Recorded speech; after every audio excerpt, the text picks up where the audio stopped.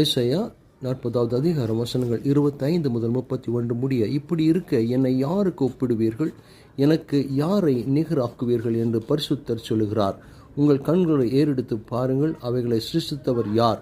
அவர் அவைகளின் சேனையை இலக்கத்திட்டமாக புறப்பட பண்ணி அவைகளை எல்லாம் பேர் பேராக அழைக்கிறவராமே. அவருடைய மகா பலத்தினாலும் அவருடைய மகா வல்லமையினாலும் அவைகளில் ஒன்றும் குறையாமல் இருக்கிறது.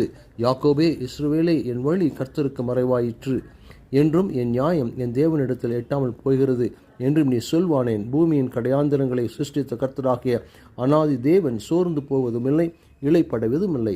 இதை நீ அறியாயோ? இதை நீ கேட்டதில்லையோ?